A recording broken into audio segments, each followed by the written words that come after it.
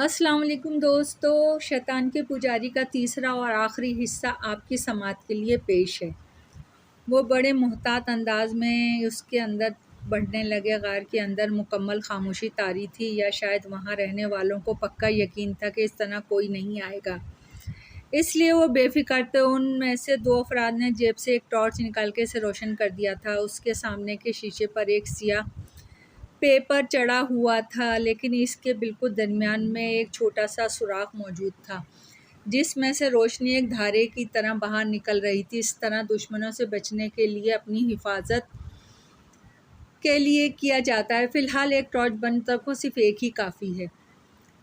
Inspector ने इसके हाथ से टॉर्च लेते हुए अपनी जेब में रख ली। फिर वो एक टॉर्च की रोशनी से इस गार का जायज़ा लेने लगे। इसके अंदर एक जानिब कुदरती दरवाज़ा बना हुआ था। इंस्पेक्टर ने जल्दी से टॉर्च के आगे अपना हाथ रख के सबको खामोश रहने को कहा। फिर वो सब एक कोने की जानिब बढ़ने लगे, जो दरवाजे से ज़रा फासले पे था। वो पहले टॉर्च की रोशनी में इस कोने को देख चुके थे, इसलिए अंधेरे में अंदाजे से इसी जानिब बढ़ रहे थे। कोने में पहुंच के वहाँ रुककर कोई आहट वगैरह सुनने की कोशिश करने लगे, लेकिन चारों तरफ एक गहरी खामोशी थी। यूँ लगता था जैसे कि इस वक्त गार में उनके अलावा कोई मौजूद ना हो। लेकिन अपनी पुलिस ट्रेनिंग की वजह से इंस्पेक्टर की छठी हिस्स इसे इस बात का शिद्दत से एहसास दिला रही थी कि इस वक्त इसके अलावा भी इस गार में कोई मौजूद है, और यह भी हो सकता है कि उसे भी उनके इस तरह अंदर आने का पता चल चुका हो और वो भी इस तरह घात लगाए बैठा हो।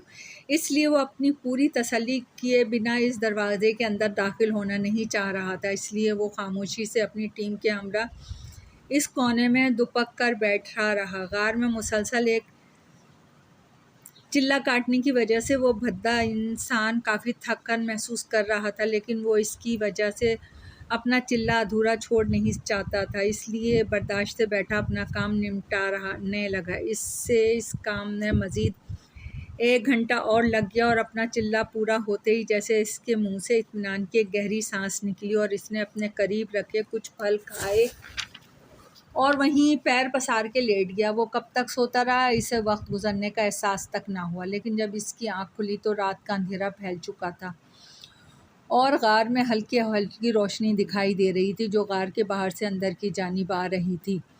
वो चटाई से उठ के बैठ गया और टहलता हुआ गार के दहाने की जानिब बढ़ने लगा। बाहर निकल कर देखा तो चारों तरफ चांद की रोशनी फैली हुई थी, जिसकी वजह से पहाड़ों के आसपास का इलाका रोशन दिखाई दे रहा था।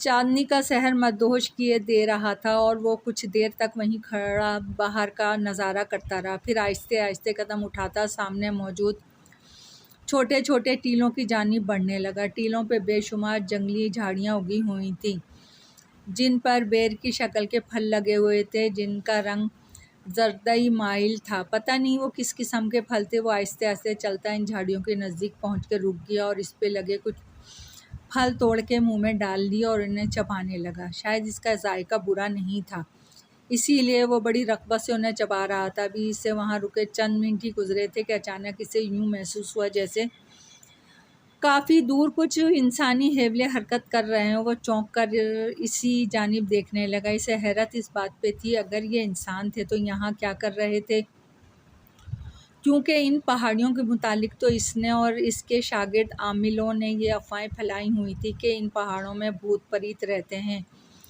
जो इस तरफ आने वालों को मौत की नींद सुला देते हैं। लेकिन फिर ये कैसे इंसान थे जो इसे दिखाई दे रहे थे? इसे कुछ शक तो हुआ। वो फ़ौरन वापस पलटा और तेज़ी से दौड़ता हुआ कार के अंदर घुस गया। अंदर आके इसने जल्दी से सामने पड़ा अपने चिल्ले का सामान समेटा और इसे उठाकर सामने दिखाई देने वाले एक कुदरती दरार के अंदर चला गया। अपना सामान वहाँ रख के वो वापस गार में आया और जल्दी से इसके दहाने के एक तरफ छुप कर बैठ गया और टुकटुकी बांधे बाहर देखने लगा। काफ़ी देर तक बैठा रहने के बावजूद जब इसे इस तरफ कोई आता हुआ दिखाई ना दिया तो इसने इसे अपना वहम समझा और अपने सर को झटका, और जैसे ही खड़ा होने के लिए उठा तो यकदम इसे वही इंसानी हेवले गार के कुछ फासले पे दोबारा दिखाई दिए। यह देखते ही वो समझ गया कि वो इसका वहम ना था बल्कि एक हकीकत थी जिसे इसके लाशऊर ने पहले ही दिखा दिया था। वो चौकन्ना होके वहीं दोबारा बैठ गया और बाहर देखने लगा। चाँद की दूधिया रोशनी में सब वो हेवले वाज़े दिखाई देने लगे थे और ये देखकर इसे घबराहट होने लगी कि वो इंसानी हेवले पुलिस के आदमी थे। इसने वहीं बैठे-बैठे एक मंतर पढ़ के बाहर की जानिब फूँका, लेकिन इसे ये देख के हैरत का शदीद झटका लगा कि इसके मंतर ने कोई काम नहीं किया। ग़ालिबन इंसान मुसलमान थे और ज़रूर उनके पास कोई ना कोई ऐसी चीज़ मौजूद थी जिसकी वजह से इसके मंतर ने काम करने से इनकार कर दिया था। इसने दोबारा कोई और मंत्र पढ़ के इसी जानिब फूँका, लेकिन वो भी बेकार गया। शायद इसे पता नहीं था कि सिफली दुनिया के तमाम हथकंडे रूहानी उलूम के सामने बेकार हो जाते हैं। वो इंसानी हेवले मुसलसल बड़े एहतियात से अंदाज में इसी गार की जानिब बढ़े चले आ रहे थे। इसे पूरा यकीन हो गया शायद किसी ने पुलिस को मुखबरी करके इस तरफ आने का मौका दिया है। अपने मंतर बेकार जाते देख के इसे बहुत अफसोस और गुस्सा था कि जिनके लिए वो रात दिन अपने काम को दांव पे लगाकर मेहनत कर रहा था, वो तमाम के तमाम इन इंसानों के सामने बेकार हो चुके थे। ख़ुद को नाकाम होता देख के वो जल्दी से इसी दरवाज़े की जानिब भाग गया जहाँ कुछ देर पहले इसने अपना सामान लेकर जाके रखा था। अंदर दाखिल होते ही वह दौड़ता हुआ एक कोने की जानिब बढ़ा और इस पे रखा हुआ एक छोटा सा तख्ता खिसका कर इसके नीचे मौजूद एक कालीन का बोसीदा सा टुकड़ा हटाया तो एक ढक्कन दिखाई दिया। इसे उठाकर इसने एक जानिब रखा और नीचे जाती सीढ़ियाँ उतरने से पहले दोबारा ढक्कन कालीन के टुकड़े को इसी तरह रख के नीचे उतर गया। ढक्कन के अंदर भी एक कुंडी लगी हुई थी जिसे इसने नीचे उतरने से पहले अच्छी तरह लगा दिया था। गार का दहाना चूँकि एक ही था, इसलिए इस तरफ से बाहर जाया नहीं जा सकता था, इसीलिए इसने तहखाने में छुपने के सिवा कोई और चारा ना था। इसलिए इसे फ़ौरी तौर पर यही एक हल दिखाई दिया। तहखाने में जा बजा मकड़ियों के जाले तने हुए थे। यूँ लगता था जैसे वो भी काफ़ी मुद्दत के बाद इसमें नीचे उतरा था। तहखाने में घुटन कम करने के लिए इसने खुद अपने हाथों से एक छोटा सा रोशनदान बना दिया हुआ था जिसमें से पहाड़ों की दूसरी जानिब से अंदर हवा का गुज़र होने से घुटन महसूस नहीं हो रही थी। रोशनदान का साइज़ इतना था कि अगर कोई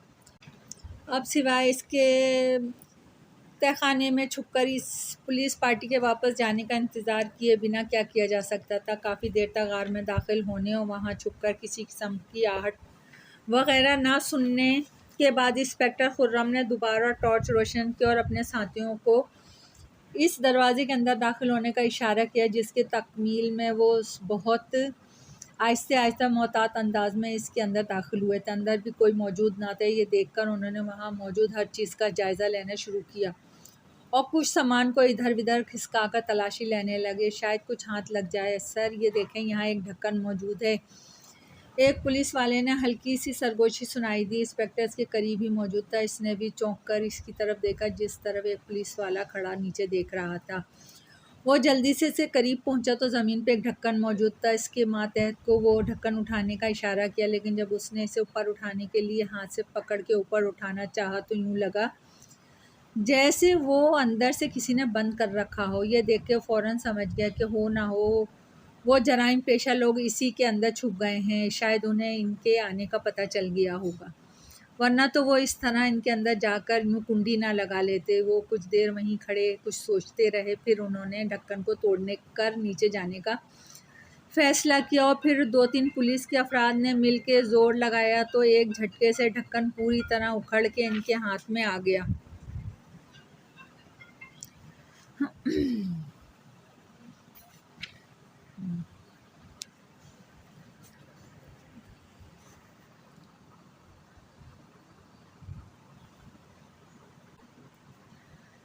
हाथों में आ गया। उन्होंने फ़ौरी से एक जानिब रख दिया। नीचे सीढ़ियाँ जा रही थी। उन्होंने फिर वहीं रुककर अंदर कुछ सुन-गुन लेने की कोशिश की, लेकिन अंदर यकदम खामोशी तारी थी। हो सकता है वो लोग भी उनके नीचे उतरने के मुंतज़िर हों, इसलिए मोहतात होकर नीचे उतरना चाहते थे। कुछ देर वहीं रुकने के बाद उन्होंने असला अपने हाथों में थाम कर नीचे उतरना शुरू कर दिया। वो आहिस्ते आहिस्ते नीचे की जानिब उतरते चले गए। तहखाने में 2-3 लकड़ियों की पेटियां और कुछ काड़ कबाड़ का सामान मौजूद था। इंस्पेक्टर ने वो टॉर्च के सामने लगा काला पेपर हटाया तो रोशनी का बड़ा सा हाला तहखाने में फैल गया और इससे अंदर की हर चीज़ वाज़ेह दिखाई देने लगी। एक जानिब मौजूदा रोशनदान से चांद की हल्की हल्की रोशनी और हवा आ रही थी, जिससे वहाँ घुटन का एहसास ना हो रहा था। इसने सबको वहाँ की तलाशी लेने का कहा और ख़ुद हाथ में पिस्तौल थामे बड़ी चौकन्नी नज़रों से इधर उधर का जायज़ा लेने लगा। जल्दी उन्होंने इस भद्दे इंसान को एक लकड़ी के पीछे छुपे हुए जा लिया। वो दुम सादे वहाँ मौजूद था, लेकिन ज़ाहिर है तहखाना इतना बड़ा तो नहीं था कि वो इसे जल्दी तलाश ना कर पाते। इसीलिए थोड़ी सी कोशिश से उन्होंने उसे वहाँ से निकाल के इंस्पेक्टर के सामने पेश कर दिया। अच्छा, तो ये तुम हो जिसने लोगों में खामखा खौफ हिरास फैलाया हुआ है कि यहाँ भूत प्रेत का साया है और वो यहाँ घूमते फिरते हैं। इंस्पेक्टर खुर्रम ने इसे अपने सामने देखते ही एक ज़ोरदार थप्पड़ रसीद करते हुए कहा। जन्नाटेदार थप्पड़ ने इसके गाल फाड़ के रख दिया था। वो दर्द से बिलबिलाने लगा, लेकिन इंस्पेक्टर ने दोबारा एक और थप्पड़ जड़ दिया। बताओ क्या ड्रामा चल रहा है यहाँ? फिर इसने बताने पे कहा कि यहाँ वो सिर्फ अकेला रहता और कोई इसके साथ नहीं रहता। तो उन्होंने इसे वहाँ से निकाल के इसका तमाम साजो सामान कब्ज़े में लेकर इस पुलिस स्टेशन पहुँच गए। वहाँ इस पर 3rd डिग्री का इस्तेमाल करके इंस्पेक्टर ने इससे तमाम मालूमात हासिल करने के बाद इस ढोंगी आमिल को भी इसके आस्ताने से गिरफ़्तार कर लिया। और फिर उन्होंने जब मीडिया और अफसरान बाला के सामने अपने जुर्म का एतराफ़ किया तो पूरे इलाके में गम गुस्से की लहर दौड़ गई। हर शख्स यही मुतालबा करने लगा कि बच्चों के इन कातिलों को सरेआम फांसी पे लटकाया जाए या उन्हें अवाम के सुपुर्द किया जाए, ताकि वो खुद उन्हें अपनी बीवी बच्चों की दर्दनाक अमवात का बदला लेकर कुफ्रे किरदार तक पहुंचा सकें। लेकिन मुजरिम चाहे कितना ही बुरा क्यों ना हो, कानून इस तरह इसे अवाम के हवाले करने से गुरेज करता है। इसलिए इस पर फौरी तौर पर मुकदमा चलाया गया और इन्हीं ख़वातीन और बच्चे